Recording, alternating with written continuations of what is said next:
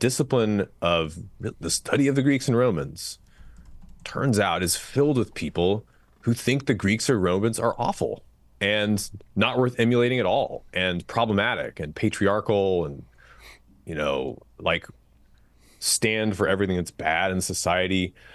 And so by the time I'm like locked in so far that I have a tenure track job and I've like apparently committed my life to this, I realized that the whole discipline wants to self-destruct.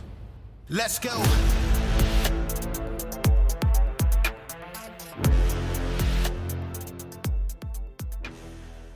Welcome to Citizen. We got a special guest today, Dr. Alex Petkas.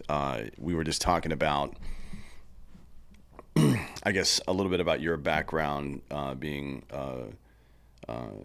having a PhD in classics and what that entails. We'll get to that in a minute. But first, let's start with you. Where did you grow up? I grew up in Houston, Texas. Yeah. And went to a typical kind of middle class public school education, sort of unremarkable childhood, probably a lot of average American components in that. Like what? What do you mean? Well, I had a public school education, which is I think a kind of bad education. In retrospect, I hated it. I slept through much of my high school years, failing classes and drooling on textbooks. So it's odd I ended up being an academic. My parents were liberals. They had worked in Washington for a while, and before coming back to a nest in Texas. And so we had that. And then I was raised in the Orthodox Church, which is a pretty hardcore church. And so in some, I was very confused. Like I got all these mixed signals from these various places that authority figures were coming from, which I think, I don't know, it's sort of, to me, characterizes a lot of the generation growing up in the 80s and 90s, just not having a real strong center. So that was my upbringing. So you noticed, let's call it an erosion of our epistemology, maybe when you were pretty young. I think that was there was some kind of dissident quality to the 80s, kids who grew up in the 80s and 90s, where I think the amount of information about things became more exposed. How full of shit everybody was, for example. Like I think the Iran-Contra thing in the middle of the 80s with this, with this like extremely popular figure, Reagan. It was easy to hate Nixon, right? When Nixon, with the Watergate thing, which really wasn't even that big of a deal, to be honest, but it was easy to hate that guy, maybe because of his stupid face, or maybe because he was kind of a dick to people. Reagan was more or less affable, right? Like he was the kind of guy that would shit talk protesters, and you're like, all right, that's pretty funny, I mean. But then the wall comes down, I guess, not literally later on, but like before that, the wall of, oh shit, this guy we really like is out there doing some nefarious shit. I think there was a level of like a dissonant quality to the 80s and 90s that affected our generations deeply, and we stopped trusting experts and things like that. And maybe that was a good thing, frankly, because they did create the food pyramid, for example. But you're the first person I've heard say that they noticed that early in their childhood. Yeah, I grew up kind of trained to dislike the Republican establishment and be skeptical of foreign wars.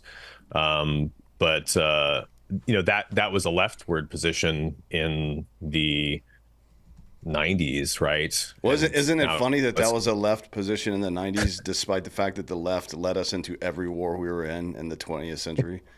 Right. It's pretty funny how quickly that stuff turns.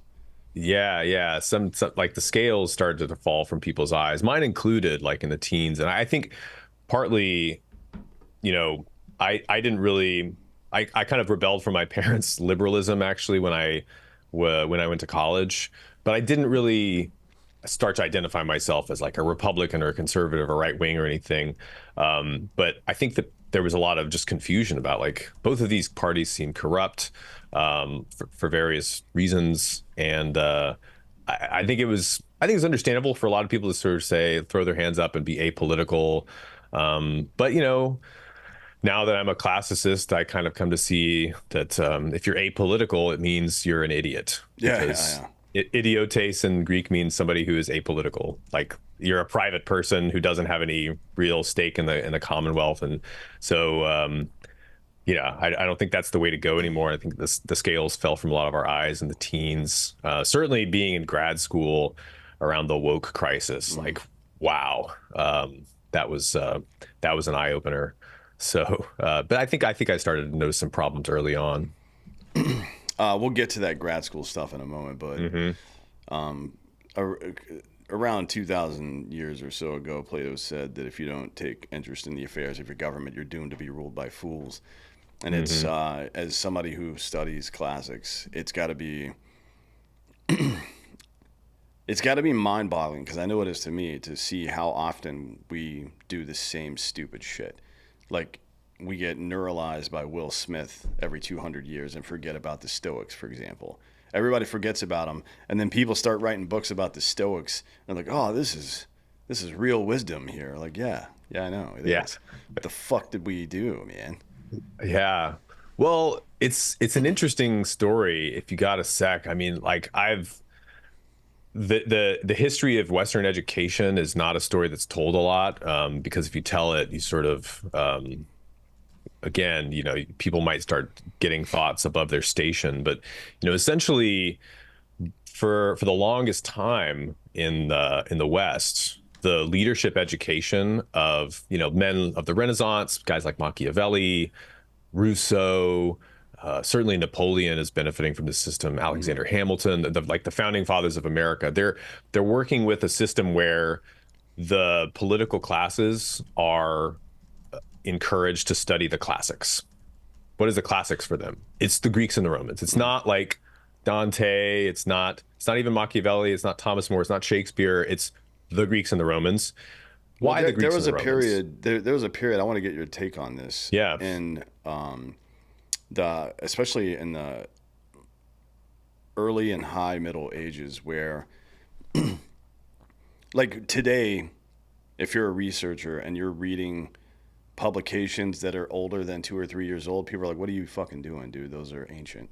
But in the early and high Middle Ages, the older the book was, the more weight it carried, right? Like there was Yeah. something about being ancient that somehow conveyed more confidence to people, which is kind of stupid if you think about it, but for them it made sense, and you're kind of describing that to some degree now.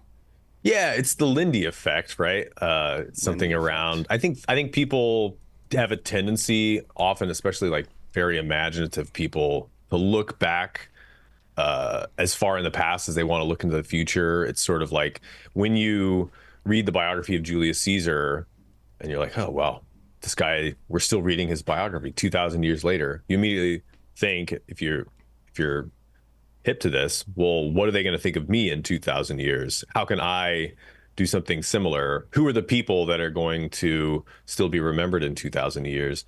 Um, but yeah, I think there is a sort of bad bureaucratic institutionalization of that kind of Mm, feeling where only things that are old are respected, and that's that's like the pendulum swinging in the one direction in a mm, bad way, which I think probably there's periods of the Middle Ages that are really guilty of that. Um, but the spirit of the Renaissance, like the whole creative blooming in the Italian city states in the 1400s, 1500s. I mean, so much of that is powered by this. Oh, we've forgotten what was great about the great men. mm. We need to recover this so we can like burst onto the future with new ideas and not so much novelty but greatness. I think that's what they would talk about a guy like Alexander the Great who conquers the Persian Empire, Mm.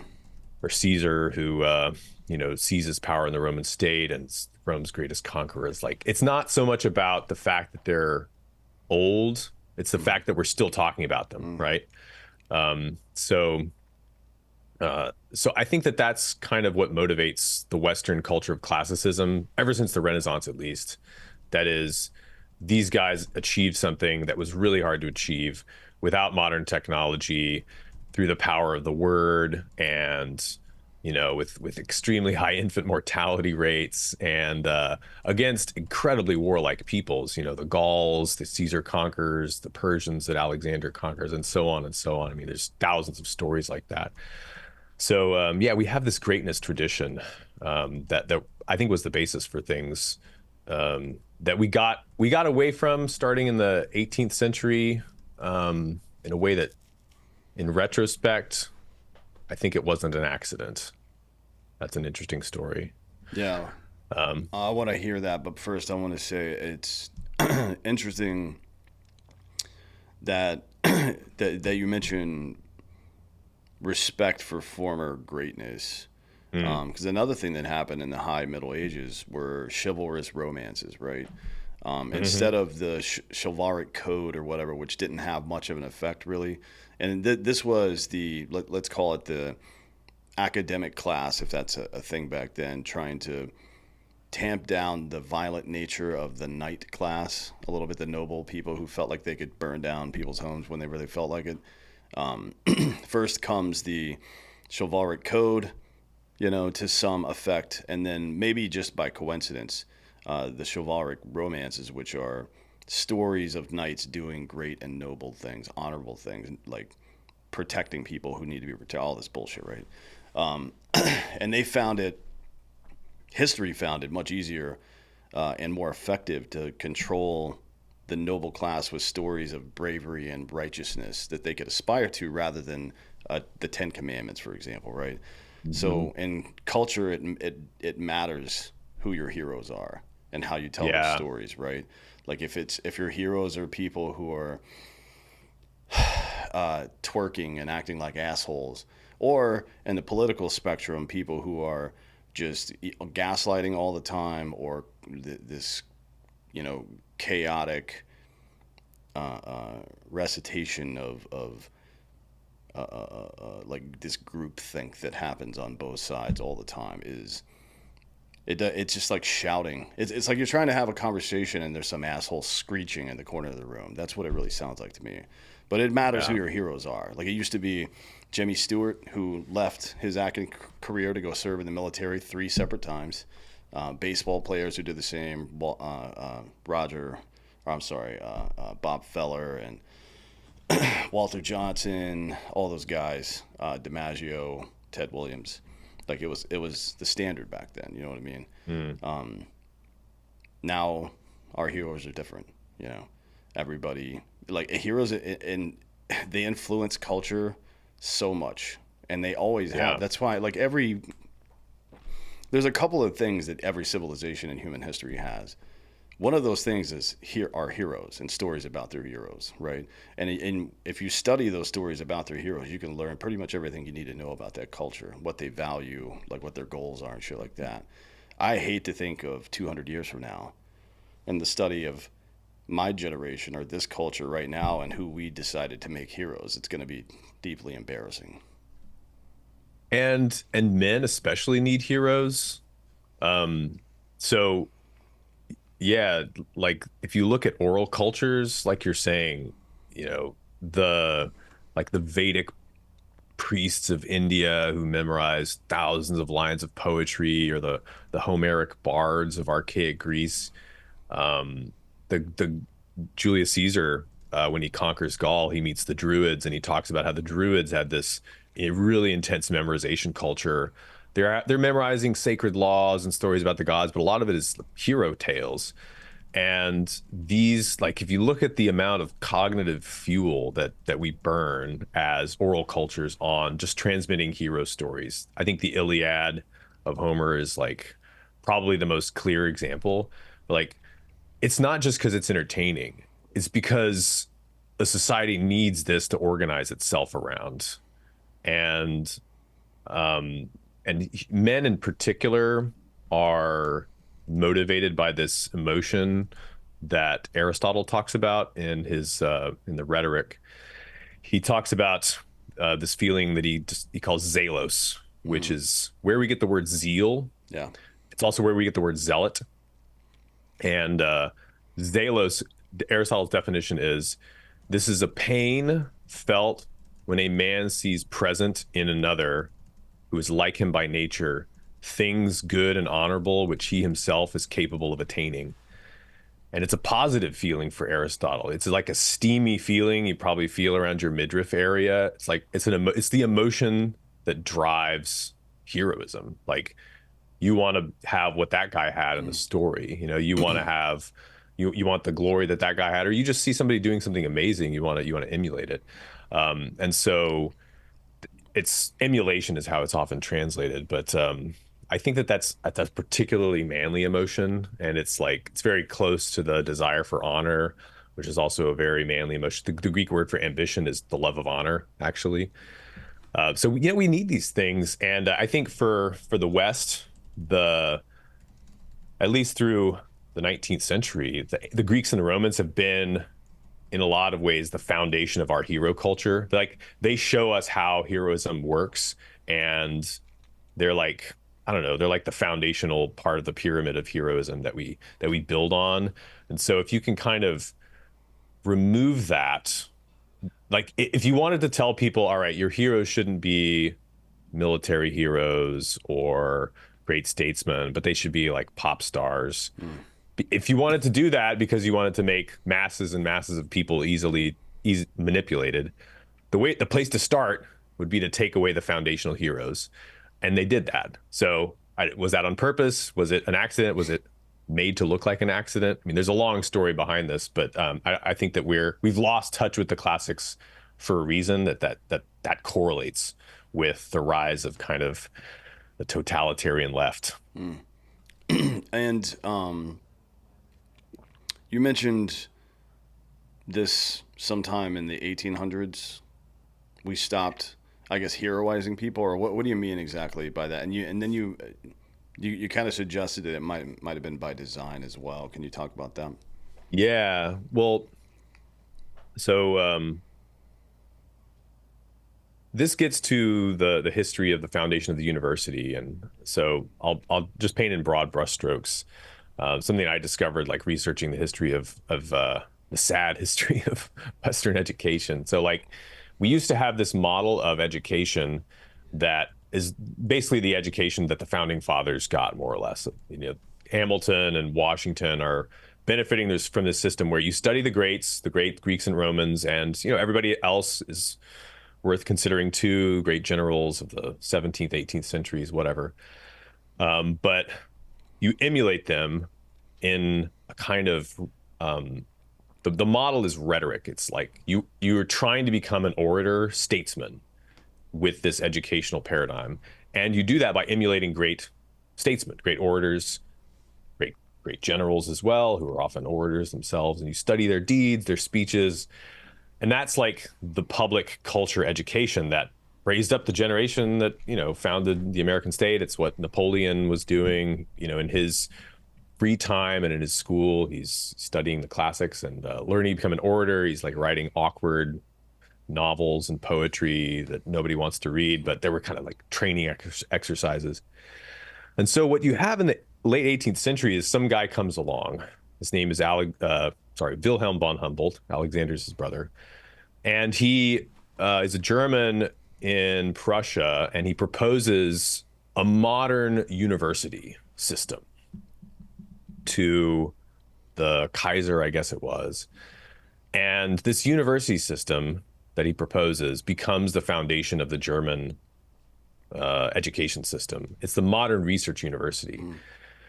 And what he does is basically the German research university has these two conflicting goals that I think you can even see in academia today, or at least even like, maybe not now, but like at least 10 or 15 years ago, you could see it. So you have these two goals. One is the Enlightenment ideal of producing new knowledge, which is, seems to be good, like benefiting mankind with new knowledge. And they invent this idea of the PhD.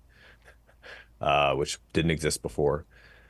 And then you have also the way that he really sold this idea to the Kaiser, who was going to fund this and buy the buildings and whatnot, is okay. Yes, we're going to produce new knowledge, but we're also going to train up a generation of experts. This is when you get the rise of the expert class with the modern research university that trains these people.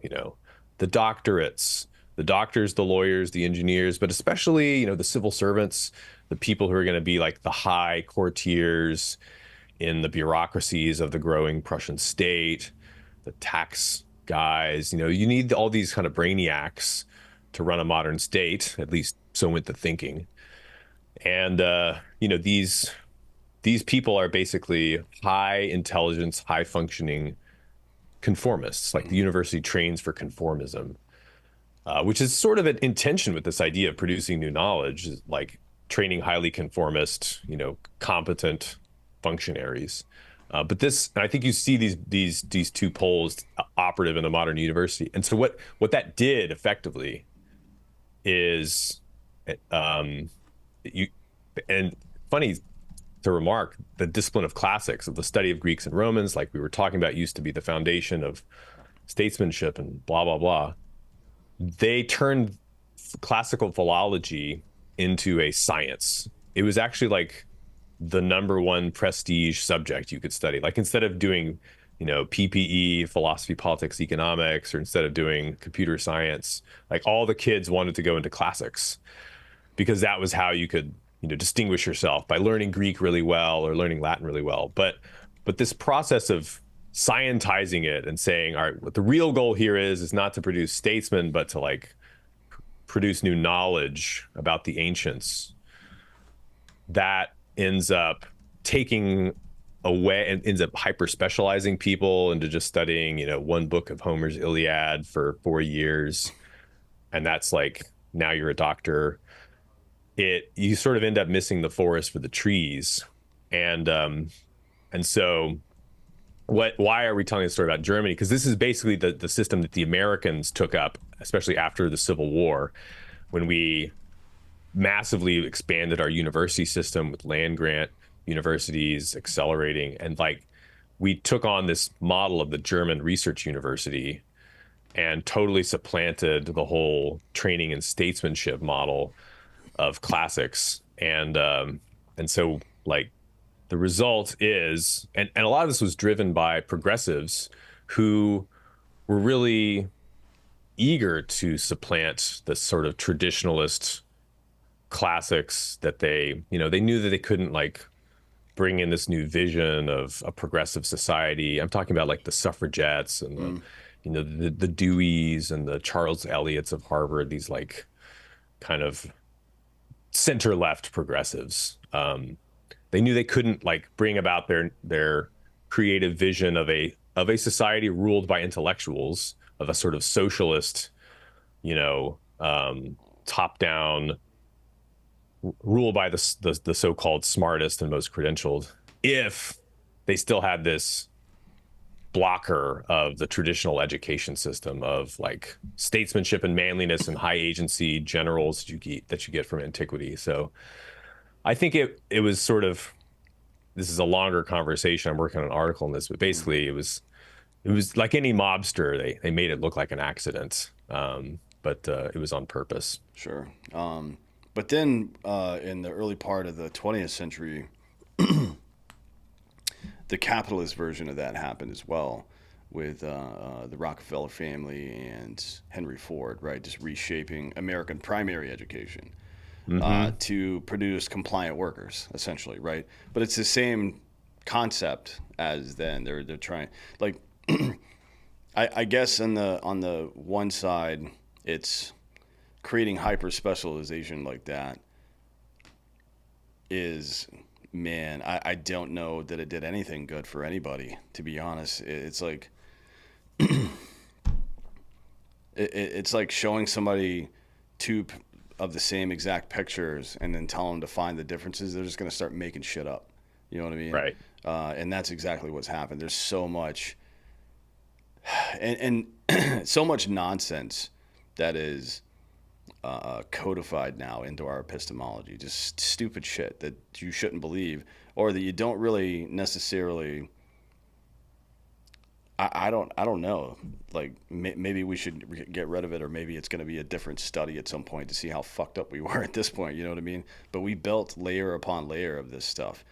It's like the reason you show your work on a math problem is so the teacher can come by and show you where you fucked up. Like, all right, once you fix that part, then you can go back to the work you were doing and you'll probably get the right answer. I don't know how you do that though with our knowledge base because it's been so corrupted by nonsense now. And it's been so completely disconnected from any market forces that would be able to judge that it's valuable or not. Like the whole academic industrial complex, something I realized to my great frustration is like it trains you to only talk to other experts who are the ones who decide whether this is worth publishing, and the other experts to decide if you publish something, whether you get credit for tenure. And it's not like who decides whether this is valuable for society or not. Well, it's not society, it's actually experts who are standing in for this being of social benefit. So it becomes a really closed system of mutual hot air blowing up where. And so yeah, I think we're in deep trouble with the university system. And I to get a little personal, I got a tenure track job, and I was that I'd been struggling for 10 or 15 years to get into a position to get, and I was like sort of arrived, and everybody was like, "Congratulations, Alex." But I realized, before I got into classics, I knew that this was a kind of hostile environment for a Christian, but I didn't realize going into it how the discipline of the study of the Greeks and Romans turns out is filled with people who think the Greeks or Romans are awful and not worth emulating at all, and problematic and patriarchal, and like stand for everything that's bad in society. And so by the time I'm like locked in so far that I have a tenure track job and I've like apparently committed my life to this, I realized that the whole discipline wants to self-destruct. There's a puff piece in the New York Times from last year about a former colleague of mine at Princeton. He wants to save classics from whiteness. You know, this is who they wanted to be the new face of the discipline, and so it's I don't know what to do about it. And well, here's where it connects with what you were saying. Like, I decided there's nothing I can do about it by staying in the system. Maybe there are some good people that want to reform it from the inside, and I know that a lot of people are doing good work in this direction. I mean, there's great people. There's still great programs, like Hillsdale's got a great program. I'm speaking there in a month or so, and new universities coming online. But I just decided that it was not for me. I always hated bureaucracy, and it was sort of surprising to me that I ended up in a bureaucrat manufacturing plant. Yeah. And so I decided, well, I was getting despondent, but I realized I had the best medicine for this stuff on my shelf. It's like Homer and Plutarch. It's like the heroic tradition of antiquity of men who didn't tolerate crap and did something about it, took risks. And so I started to try to take some of my own medicine, and I left to if I could tolerate some risk, I thought I could do something at least and try a different model out. So that's what I'm doing now. But I don't have solutions for the broader problem quite yet. Yeah. I'm working on them. You mentioned a couple of things I want to ask about. One is, you said that the study in classics now is hostile to Christians, and it's because so many people who hate Western culture are the ones studying it now, or what? What do you mean by that? Yeah, I think, well, classics is just one cell of a larger organism of academia, and academia has been sort of trending left since the 60s at least. Um, and I think actually, funny enough, classics was at least at Ivy League sort of institutions, R1 schools, was less hostile to Christianity than biblical studies. Mm-hmm. Or the Department of Religion, ironically enough, because they just didn't care. They didn't have like an axe to grind per se. But that certainly seems to be the mission of many biblical studies departments, is to completely undermine, any credibility in the biblical stories. And that was not a fight I wanted to fight. And so it's one of the reasons why I went into classics.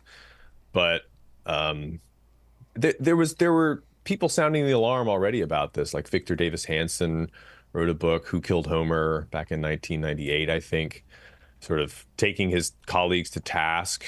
John Heath was a co-author with him about, basically people letting the great, inspiring stories of, the Persian War and Homer, just letting all this stuff just die on the vine because of shallow careerism. Is a big problem that I saw too. So there, on the level of academia, I think that's still the case, that they're very hostile to classics as a whole. Christianity is sort of like an afterthought, that being generally of the cultural Marxist persuasion, or at least trying to get along with colleagues who are hardcore cultural Marxists. There's just like a general kind of dislike and disregard for this stuff. But at the same time, there are people now who are stepping in to fill the breach, because the classical education movement is on the rise, classical Christian education. So there's like an interesting reaction formulating that I see, that's picking up some steam politically. So we'll see who's gonna grasp the future. Yeah. Well, Marxist folks seem to think in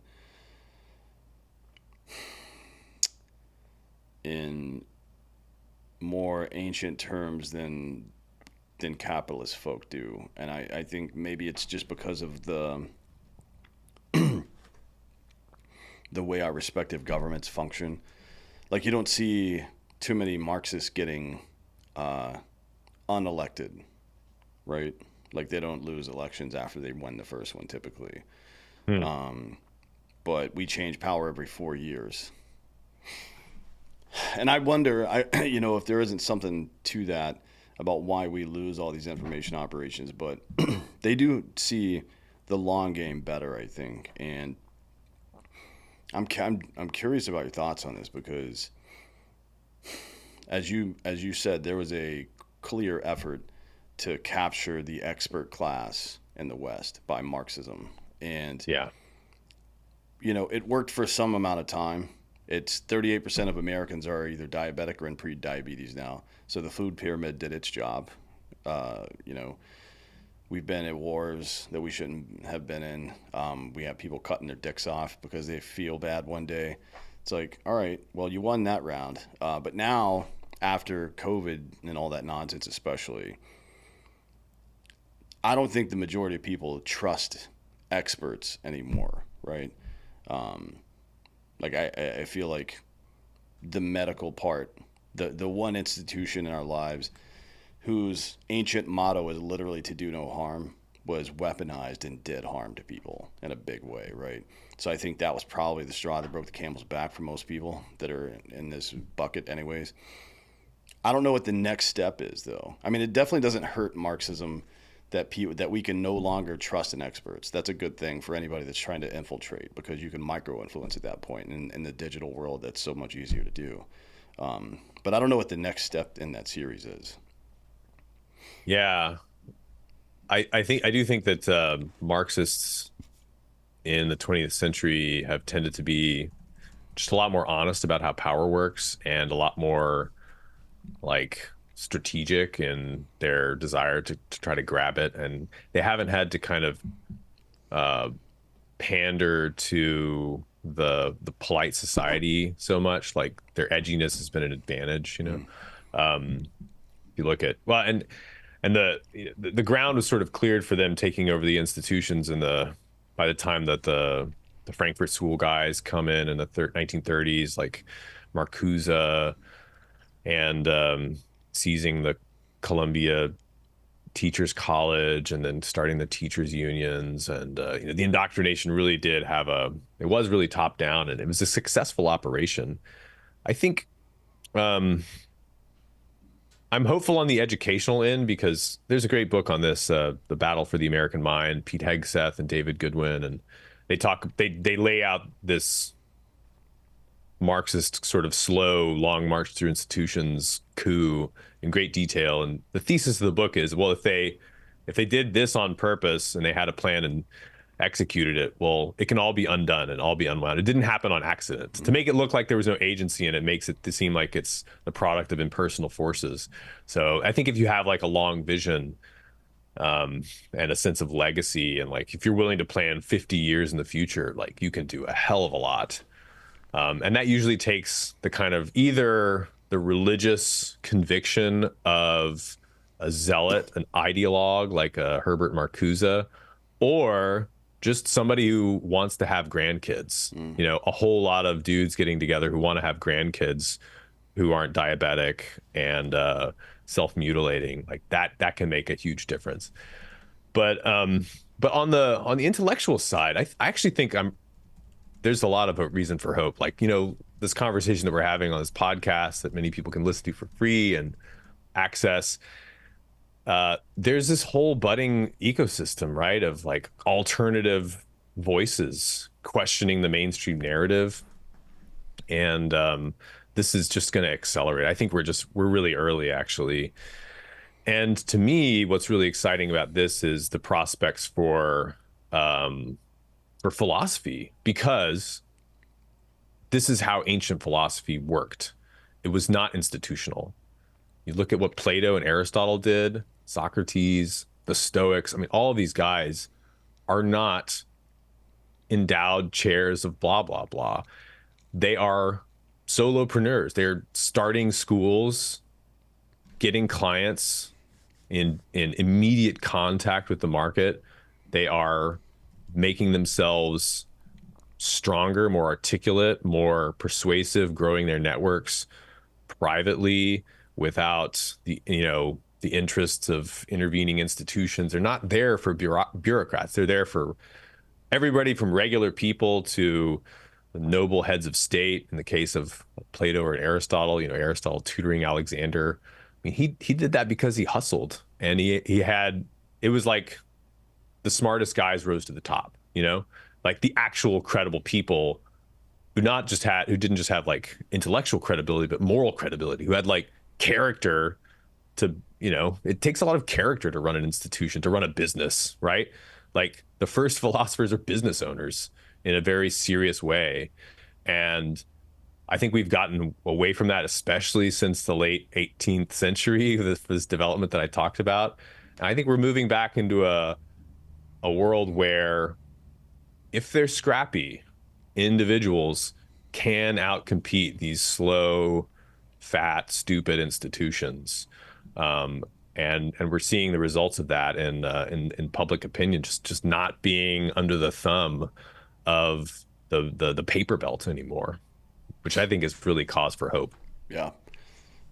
Yeah, it's good. And when we see, like historically, when we've seen, I guess the disillusion of decayed old thinking, right?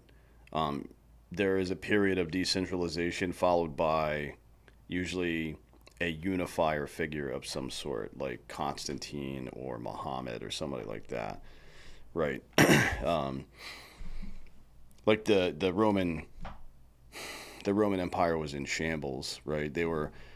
I think Constantine converting them to Christianity in the 4th century probably prolonged Rome for that extra 1,000 years or so, however long it was, a little bit less. Probably why he did it, yeah. Yeah, well, I would say almost certainly why he did it. There's no Byzantine Empire without that. There's no modern Germany probably without that either. Yeah. There may not be Protestantism without that, because how does Martin Luther ever come about without, all those things, the Germanic tribes taking over Western Rome? But and then Muhammad just kind of picked a law out of a brown paper bag of thousands of pagan gods. I don't know that. I don't think Muslim folk know that history, but yeah, it was just a pagan god. It was like, hey, this is the one now, and then we see uh, a major empire directly after, which led to the Ottoman Empire, which is one of the biggest in the history of the world, right? The So I, great story of the power of just confidence. Just mhm, sell it, even if you're not sure. Just be confident, yeah, and people will start to follow for you. sure. But Probably shouldn't tread too deeply there, but yeah, yeah. well, it also shed some light on the human condition, because we're in this period, this dissident period right now for the last 30 years, I think, where people are more and more disagreeable.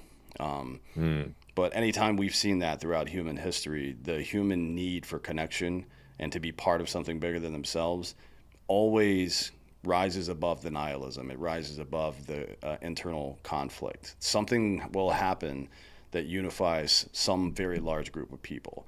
The question is, what the fuck is it going to be? Because we're in a global society now, in a lot of ways. So it's not like we're all going to move to a ranch together or something and start a new country. That's not how it's going to go. So I really am curious about the future and there's going to be, and I don't mean just like a terrorist attack or something like that, like 9/11. I mean, there is going to be a paradigm shift in Western society. Some issue, some religion, some natural resource we have to go after to keep ourselves. There'll be something that a flag that we rally under, and I'm very curious as to what it's going to be, because I don't know what it felt like to be in the second or the third and fourth century Rome with Diocletian trying to price fix and fucking up the economy and all that stuff. I'm sure it was bad. I know that as the aristocracy grew further away from the plebs, they got more violent towards each other and all this stuff. But we're in civilized society now. People don't have a whole lot of civil conversations anymore. So I don't want to compare the two periods, but it does seem pretty chippy right now. I'm very curious what's coming next. Yeah, I think it does. There's always that potential to unite people. I think it's going to focus whatever happens on individuals. That's just human nature. Is like we look to somebody to lead us, and I think Trump is just like such a great example of this. Like how with all those frustrations are there, um, with all of the conflicting interests of little groups, you really need like a kind of figurehead to catalyze a lot of that chaotic energy. And I think that that's part of what explains this is the pattern that you see in classical history so much is times of great trouble. Really, that's when great men have the most potential to make an impact. Um, Not to compare Trump to Julius Caesar, but let's compare Trump to Julius Caesar a little bit. I mean, there's massive influx of new citizens in Rome. There's great wealth inequality. You have a highly entrenched, plutocratic, corrupt, effete elite in the sort of senatorial class of Rome. People are frustrated by this. Competence seems more and more rare, and the problems aren't going away. And so, like, a Caesar becomes really appealing in that context, in a way that Pompey was too. Like his opponent, things had gone differently. We could have been saying, "Render unto Pompey what is Mm. Pompey's."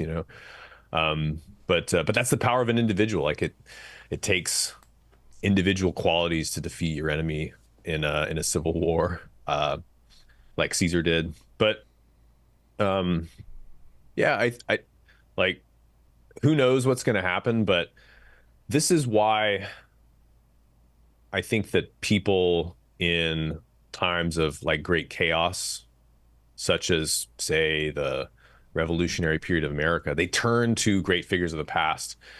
And this is what Hamilton was doing, for example. Like certainly a man who dreamed of being a Caesar himself. Mm-hmm. When he's in Valley Forge, he's aide de camp for General Washington. He's managing Washington's correspondence by day and demanding more money from the Continental Congress. And by night, he's reading Plutarch's Lives. He's reading the biographies of great ancient statesmen because he's getting ready for what's next. He's looking not just for how Lycurgus founded the state of Sparta and the laws that he laid down, and Solon at Athens, but he's also kind of, I think you look for the qualities of character that make it possible to rise in those times as well, if you're a guy like Hamilton. And same thing, I think, with Napoleon. You if you feel the sense of destiny, like you're going to be attracted to other men of destiny. So what I think Nietzsche would call them. And this is, I think, one of the reasons that Nietzsche kept exhorting young men of his era to read Plutarch, who's the great ancient biographer, of course. Because he wanted to see change, and George Bernard Shaw called Plutarch a revolutionist's handbook. The power of individuals in times of chaos is like you have a lot more agency in those kind of times of chaos. Like there's countless examples in history of people just rising way beyond what would be normal and attainable in peace times. Chaos really opens up a lot of volatility in the talent market. Yeah, it's always interesting to me to look at a specific time in human history and look at the leaders of that time and who they were reading, for example. Like I know that Washington never learned Greek or Latin, so he was reading basically transcribed Plutarch. He was, or some transcription of some other writer. He never read the original language, but I know that he was a Catonian too, right? Right. Like, whereas Jefferson wanted to party with French prostitutes, Washington was happy just having a toothache. You know what I mean? Right. But all of the founders, to some degree, had, even amongst themselves, right? I mean, I know Washington also had several Thomas Paine books in his library at the time of his death.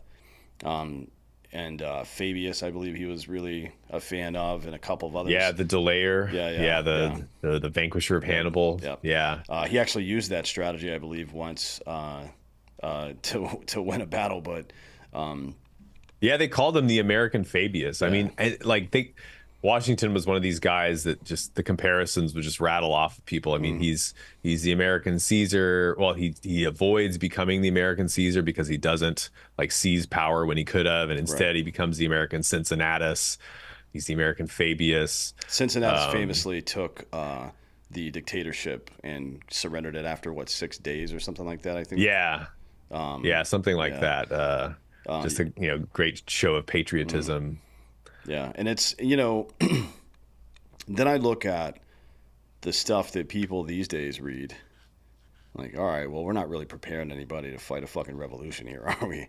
I don't, most of the people don't know who Montesquieu, they've heard of Voltaire because he's got a lot of quotes. They probably don't know who Montesquieu is. They probably know Locke. Maybe they know Hume. Probably heard of Hobbes, maybe Coke, Francis Bacon they've probably heard of. But I don't know if they've read any of this stuff to understand. And it's a huge problem for me that people that don't understand the past are in charge of the future. You know what I mean?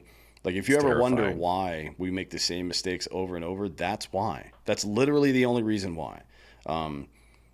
When Harris was talking about price controls a couple months ago, or a month ago, whatever the fuck it was, very unlikely she knows who Diocletian is, which is the most famous version of failed price controls in the history of human beings. She probably doesn't even know who that name or anything surrounding that. But like a guy like you or me can look at that and say, oh, the whole point of Diocletian's price controls is so that he could issue this edict Mm. railing against the merchants Mm. and put all the blame on them Yeah. instead of on the imperial treasury. After he had just like 6 years prior issued another edict, which effectively just doubled the value of all the coinage. Like, sorry, that's not how that works, bud. Right. Maybe in our current fiat currency, to some degree, you can make that work. You're going to experience like inflation, but if you do it with a non-fiat, with a hardback currency, then it's hyperinflation by definition immediately.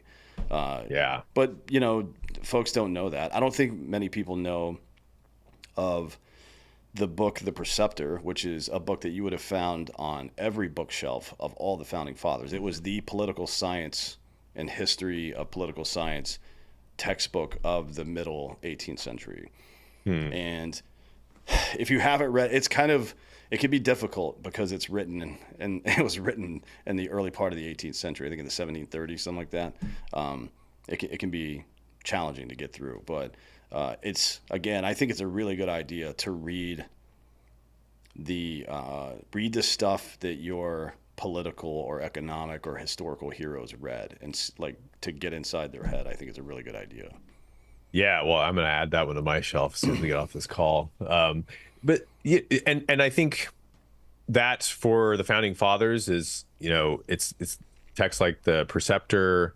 They have such a they have such a serious political tradition. It's like actually, it's not like political science today is just so watered down. It seems to me it's like statistical analysis and it's like electoral maps, and I mean, you know, you need one of the primary things you need as a politician is character, is like actual courage and just like raw intelligence. And these books kind of like filter out the stupid and cowardly. I think also what had that factor is the classics. The Washington has Addison's play about Cato the Younger staged at Valley Forge. I mean, imagine a general today staging a play that was probably 60 years old at that point about an ancient hero, in some camp outside of Ramadi. It's just hard to imagine. But this is the kind of men that founded our nation, and they understood the stakes, Right. in these historical terms. I think one of the things that they loved about the Greeks and Romans, I don't know if I mentioned this, but like Plutarch is actually the second most likely book to be on your shelf besides the Bible in the colonies in the 18th century. Is like these people iterate so many times on politics, the Greeks especially. They have all of these city-states in Greece with these sort of slightly different constitutions and are always warring against each other. They're getting to compare how an oligarchy fares against a democracy, how they fare against a monarchy, and different gradations of democracy, oligarchy, monarchy, and what are the internal weaknesses that you can exploit if your enemies are oligarchs Yeah, or, and or Democrats. even down to the individual personality level, the differences between Cato and Cicero, right? Or the cowardice of Brutus, right? Yeah. I mean, Brutus might be the first story in human history of the son of a wealthy man who was just kind of a bitch, to be honest, right? Like he was just kind of I don't know what to call it, just weak and ineffectual. He was a mama's boy, Yes. It's like when you read Roman Lives, like, for example, by Plutarch, you're gonna see all this stuff about just it's almost like a soap opera, right? But when you take all the different personality types and then plant them in these scenes of all the different types of political systems, of political infighting, of all the economic strategies, all this stuff, it paints a very clear picture of how to run a society, in my opinion. And man, the trick for me, and when I've studied classics, when I study anything, actually, classics or religion or anything, is to try to boil things down to first principles. Like, let me try to take the principle that I think this story is telling me, and apply it to some completely unrelated situation and see if it makes sense. And then what do I have to strip away from that to make it make sense? That's one of the best thought experiments that I think a person can do, because that's how you find like real solutions to problems that you don't even know are going to happen yet, right? When you can get down to the lowest possible solution. Yeah. And one of the things that I think you also get from the study of so many of these examples is like a library of characters. This is how Harry Truman talked about using Plutarch. This is one of his favorite books. He's the last non-bachelor degree president that we had, like a really self-educated guy. Whatever you think of his policies, um, you know, he talks about how, whenever he would be negotiating some political struggle, some infighting or whatever it was, negotiating with a counterpart, he would like think back to the study of history that he had done, and he used to read Plutarch's Lives and reread them, and he was like, I got it. You're just like this guy. Like he could just kind of nail you and figure out what you wanted, whether you were motivated by honor or wealth or power, or whether you had, a mama's boy complex or what have you. I think that's one of the things that a politician really needs, that a lot of our politicians really, if they understand human nature, they sure don't let us know, right? Like there just seems to be like either a naivete on the part of kind of old guard conservatives maybe, or just a kind of utopianism on the part of leftist politicians, that I think the classics are a great antidote toward. Yeah, there's something about having that knowledge that is to some degree unique in human history. When we go through periods of struggle, the Americans during the Revolution might be the first time that there was a true, like, deeply rooted and ancient philosophical and legal basis for what they were doing, as opposed to just like, we think we're being aggrieved, so we're going to fight this war. Like the Germanic tribes moving down into Rome, or the scuffles between England and France over the years. Mostly it was over the ego of two leaders, or just territory and resources, which is what wars are often going to be. But I think now, or with the revolution rather, that was probably the first time that I can think of where a child state threw off a parent state in a way that like seemed obvious it would be good after. You know what I mean? Mm-hmm. It's like, this isn't just a difference of opinion. Like, we've developed this worldview over 2,000 years, and we think it's time to apply it. That kind of thing. Yeah, because what a great counterexample in the founding of Haiti. There's so many ways that it could go wrong, like breaking away from your parent state. Yeah, it definitely has gone wrong more than it's gone right, to be honest. Yeah. Just check out Africa and India now, for example. India can't get their shit together either. But I do think that generation, our generation now, has access to information as well. I think the erosion of the expert class is a big problem for the aristocracy. You think about the way that information, specifically information and access to God, have been siloed by institutions over the years. The fact that the Bible was not in the common language until 1511, for example, and even then the literacy rates were pretty low. The church wanted you to have to come to them for access to God, right?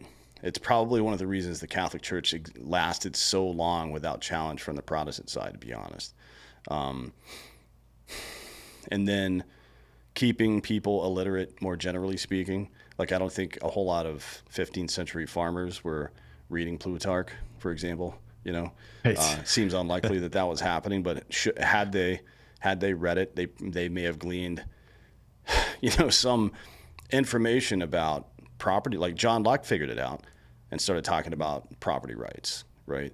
And what does the world look like if we start having serious discussions about property rights specifically in the high Middle Ages instead of late and then into the Renaissance era rather. Like we may be living in a very different world right now. There may be way more like true republics around the world at this point, but it just didn't happen because information was siloed, intentionally so, to keep people dumb, right? Now though, like one of the ways you can do it is to make everybody illiterate. You can't do that anymore. It doesn't work. The second way that they did it was by controlling the flow of information. Now that's not going to work anymore because of social media and because nobody trusts experts anymore. So what's the next strategy? It's Christopher Hitchens said it was going to be to arrest people for saying things, which is starting to happen in Canada and the UK right now. Right. Yeah. I think it's probably just dazzle people with like beer and boobs, like make them just sort of insensate from doom scrolling on Instagram or whatever it is. And it's okay to do a little bit of this, but like this is the biggest obstacle to your liberty now, I think, is, not giving over your agency to attention sucking apps. And I think long form is really good for this. Like, is one of the few places where you can go and learn in an undisturbed way, like through your ears. It's one of the reasons I love podcasting so much. But I mean, there's so much incredibly good stuff now that is so cheap to access. I'm trying to make my own contribution to this with the Cost of Glory. But you have stuff like Hardcore History, Martyr Made, Founders Podcast for entrepreneurs, How to Take Over the World. There's a lot of great historical and sort of historical inspirational biographical podcasts now that I'm optimistic. I mean, there's like an individual has never had, like, your average person, even though, okay, we have great economic and political inequalities now, and we have a great competence crisis. Like, you have more agency if you seize it, if you take control of your information diet and take agency in your life. You have like more agency than you've ever had in history. I mean, even I think more agency now than you had 10 years ago because of the kind of information that you're able to access, the kind of stories you're able to fill your ears with, the kind of insights you're able to fill your ears with. You can actually self-educate in history in a way that is just completely disintermediated from what they want you to know. And of course, you can go in some crazy conspiracy theory routes, and it's like up to you to decide whether this is the crazy tinfoil aliens built the pyramids thing. Okay, maybe they did. I don't know. I really don't have an opinion on that. Or whether this is something that's going to give you massive leverage in understanding what's going on in your world. But I think that's kind of my bet, is that Lindy sort of forms of things that have been around and proven themselves are going to continue to be interesting. Elon Musk is now a Homer bro, and he's tweeting about how everybody needs to really read the Iliad and the Odyssey, and he's talking about Roman dictators. Sulla is his favorite dictator. And I don't know, I think that the ancients are going to continue to be relevant because they have laid down patterns that are recognizable, and they're also symbols that you can still like access in a powerful way. Like Caesar still means something to people, right? Like even if they don't know anything about Caesar, it's like it means something, and there's power in that. So I think it's free for people to access now. So I don't know. I'm excited. I'm down for what's next, whatever it is. But you have to decide to be a high agency person for sure. Yeah. Or you're gonna get rolled over. Well, that's the time period we're in right now. People, and it always happens when there are cataclysmic events, like not even in a negative way, creative destruction or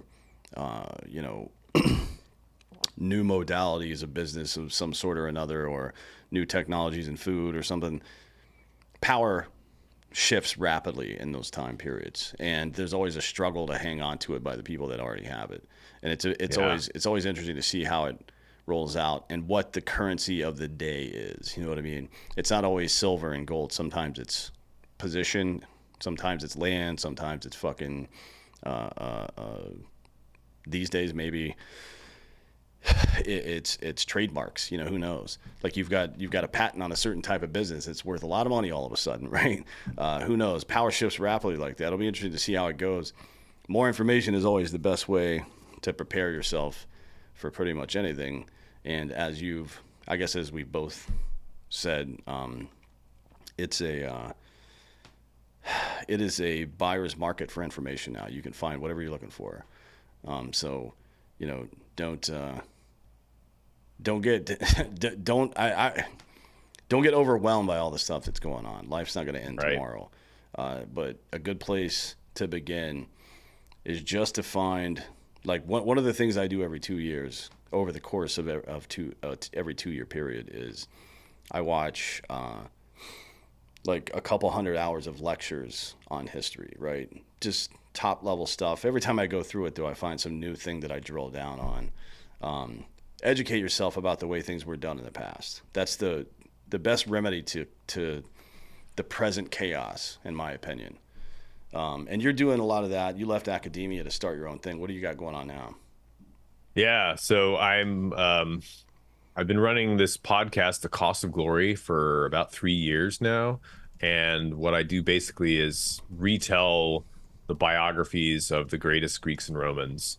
And I'm taking my model as Plutarch, this guy I keep bringing up because I'm sort of obsessed with him now, I guess. He's this biographer from the first century AD. He wrote the Parallel Lives, 48 or so biographies of Greeks and Romans. He like to pair them together and like compare them with each other, like Caesar and Alexander.